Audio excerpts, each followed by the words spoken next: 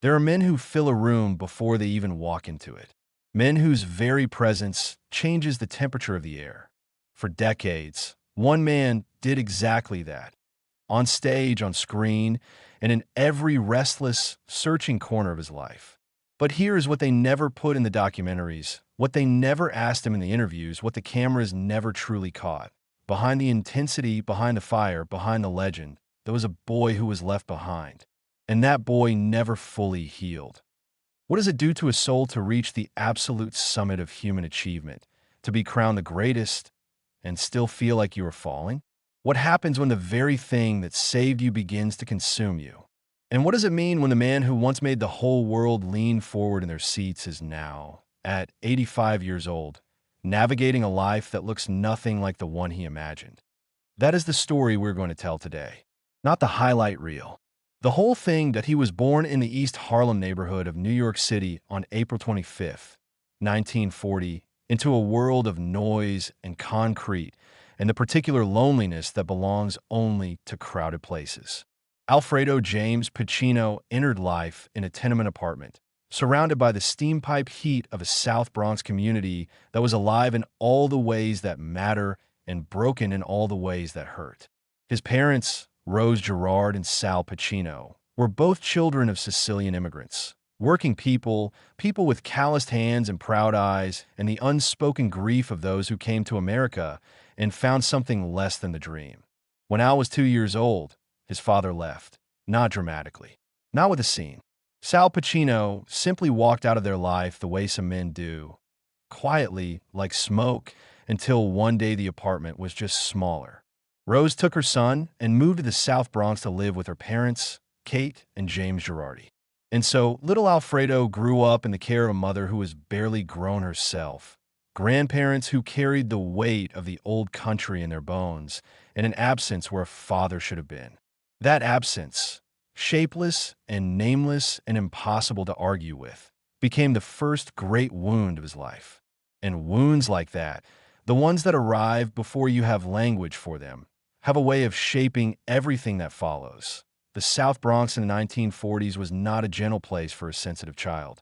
And Al was sensitive in ways that confused and sometimes frightened the adults around him. He was not athletic. He was not loud in the way the neighborhood valued.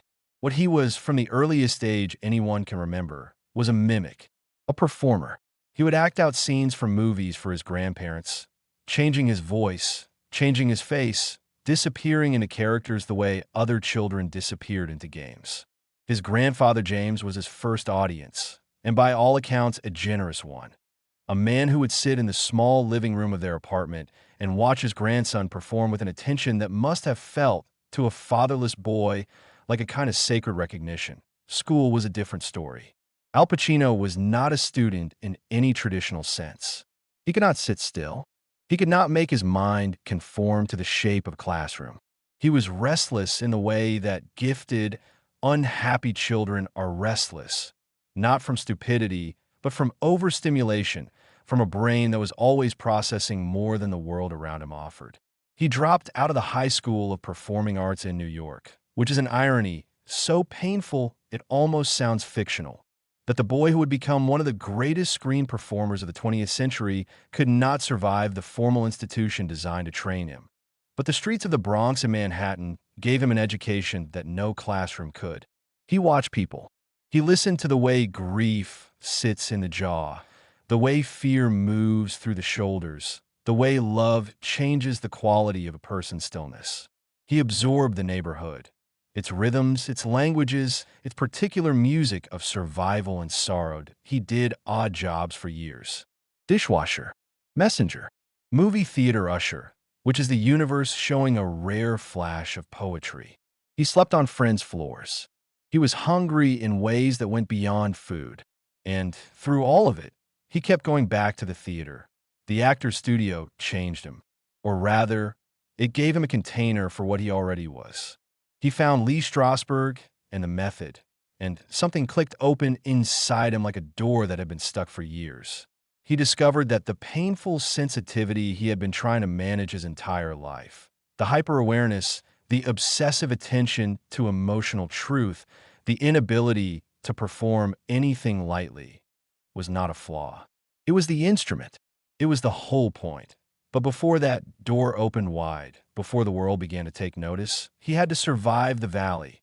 The defining wound arrived not in a single moment, but across a stretch of years in his mid to late 20s that now reads, with the distance of time, like a sustained act of almost religious endurance.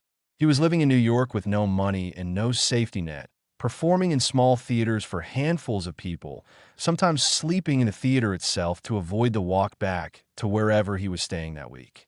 His mother, Rose, the woman who had held the whole architecture of his childhood together, died in 1962 when Al was 22. That death hit him like structural damage, not immediately visible in its full extent, but spreading silently through the load-bearing walls. He later said that he turned to alcohol during those years. Not with fanfare, the way most people do, gradually and then suddenly. It was the thing that softened the edges of a life that had too many edges. The thing that made the silence after a bad audition bearable. The thing that helped him sleep on floors and eat bad food and tell himself that this was still worth it, that the story was not finished, that the next thing would be different. There were stretches when he genuinely did not know if he would make it. Not in the theatrical sense. Not fame or success or recognition. Just surviving. Just paying for a meal. Just finding a reason to keep walking through the city another day. There is a particular kind of despair that belongs to people who know exactly what they are, who can feel their own talent like a live current running through them, but cannot yet make the world see it. Al Pacino lived in that despair for years, and it asked a price of him that he would spend the rest of his life paying. But here is the thing about the theater. It is undeceivable. The stage does not lie. You can charm a director in a meeting, you can photograph well, you can have connections and luck and timing.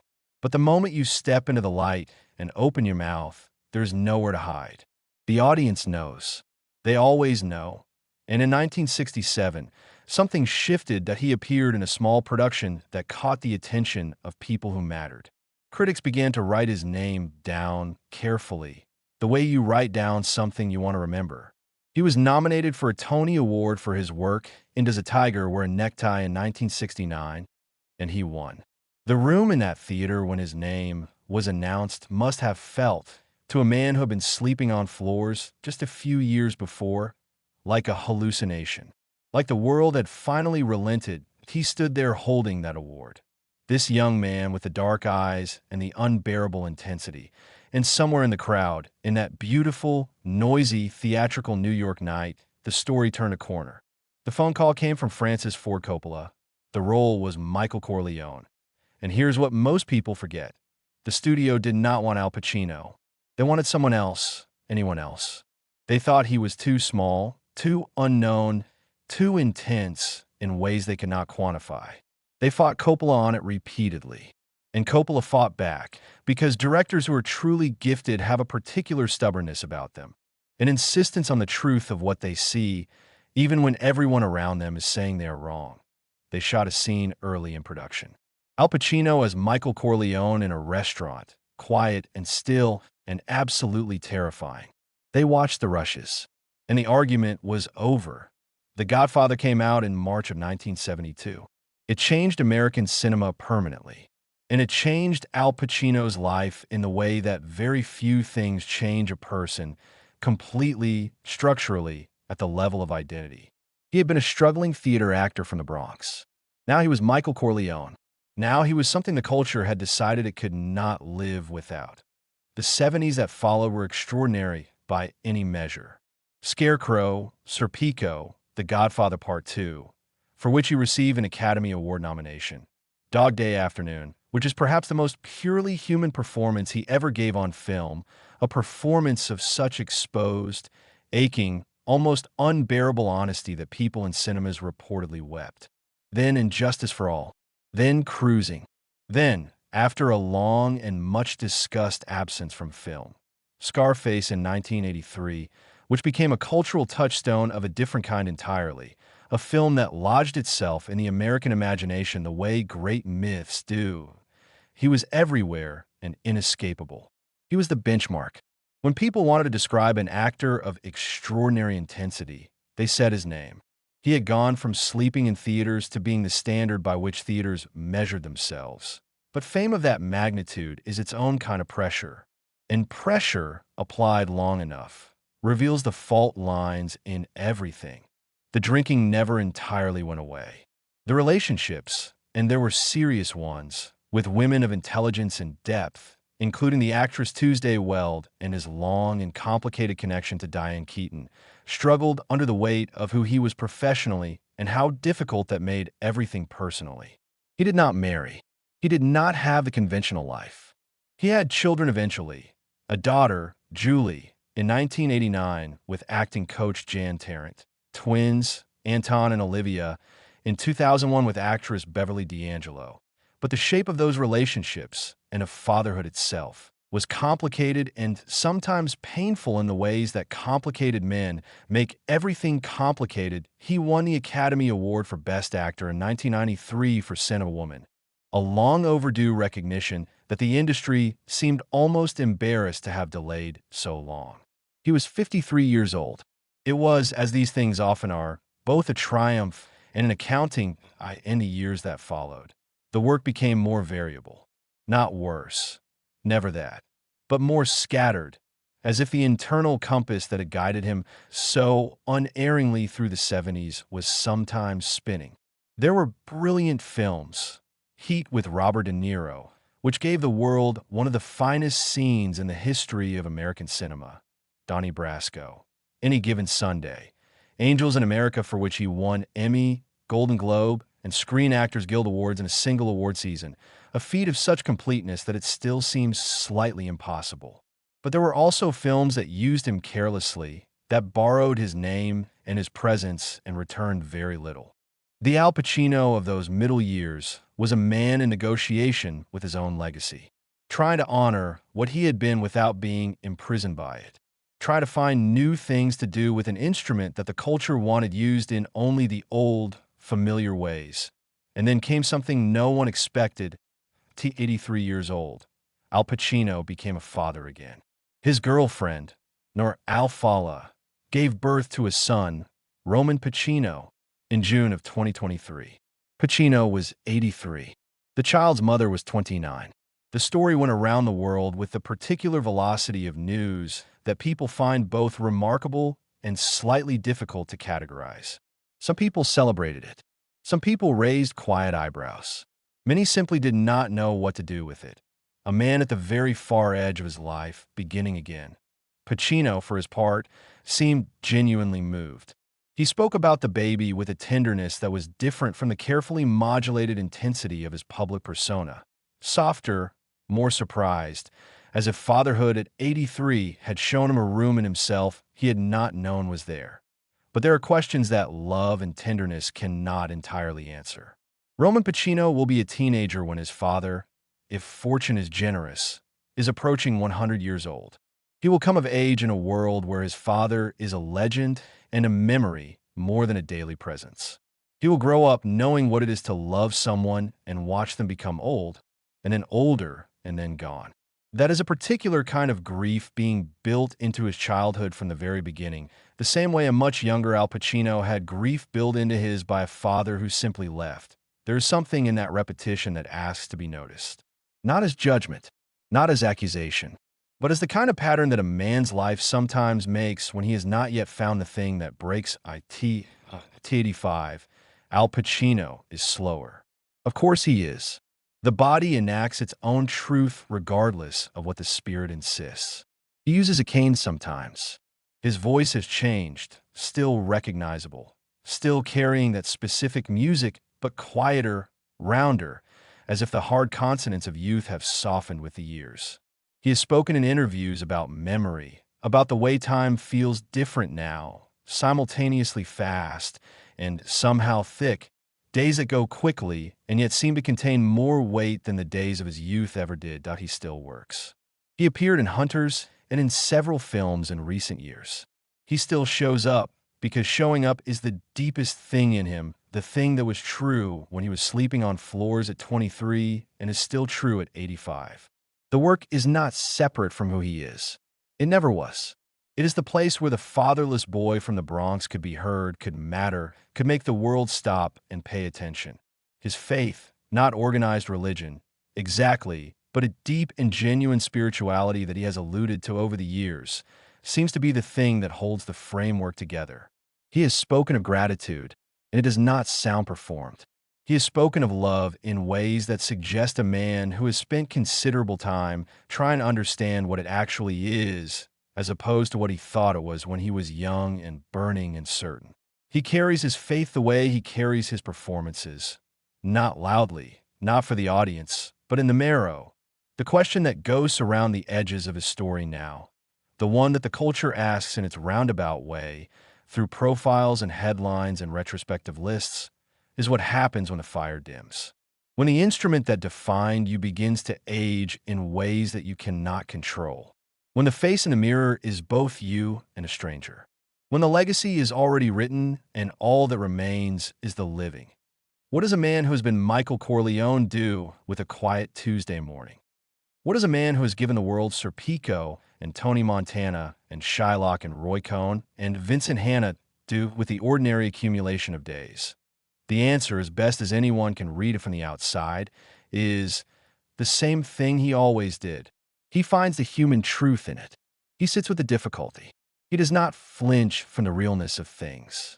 And sometimes, in a small apartment somewhere in Los Angeles, a very old man holds a very young baby, his son, Roman, the unexpected final chapter, and finds in that particular arithmetic of ages something that resembles, if not exactly peace, then at least a kind of honest reckoning. Now I want to speak to you directly. Not about Al Pacino anymore. About you. Because here's the thing that his story is really about. It is not about talent, though he has extraordinary talent. It is not about fame, though he has had more of it than almost any person alive. It is about what happens when you spend your entire life trying to fill a hole that was put there before you were old enough to understand what was happening. The hole that a missing father left. The hole that poverty carved. The hole that the world makes in a person when it tells them over and over in 1,000 different ways that they are not quite enough, that Al Pacino tried to fill that hole with work, with performance, with the particular electricity of being watched and seen and recognized. And it worked, partially, intermittently, the way all our coping strategies work, partly, and with considerable collateral damage. You have a version of that hole. Everyone does. Yours has a different shape and a different name, but it is there. And you have probably spent a considerable portion of your life finding clever ways to work around it or fill it or pretend that it is not as big as it feels in the dark. The difference between a life like Pacino's and a life that disappears without leaving a mark is not talent. It is not even ambition. It is the willingness to keep showing up for the thing that is true, even when it is costing you, even when the world is not paying attention yet, even when the floor you are sleeping on belongs to someone else. The willingness to stay present to your own story, even when your own story is painful. That small boy performing in the living room of his grandfather James, doing voices, changing his face, making an old man laugh in a tenement apartment in the South Bronx. That boy was not performing for future awards or future fame. He was performing because it was the most alive he knew how to be. Because in those moments, the absence of his father did not hurt quite so much. Because the audience, even if it was one tired, loving old man, made him feel that he existed, that he was real, that he mattered. That is the seed of every great thing any human being has ever made. So here is the question I want to leave you with. Not a comfortable question. Not a question with an easy answer. Where is your living room? Where is the place where you're most fully alive? Not performing for the world's approval. Not try to fill the hole or prove something or escape something, but simply, honestly, wholly yourself. And more importantly, are you showing up for it? Because the legend always starts there, in the small room, in the unglamorous, unwitnessed moment of pure commitment. Before the Tony Award, before the Oscar, before The Godfather, and all the rest of it, just a boy, just an audience of one, just the irreducible, stubborn decision to keep going.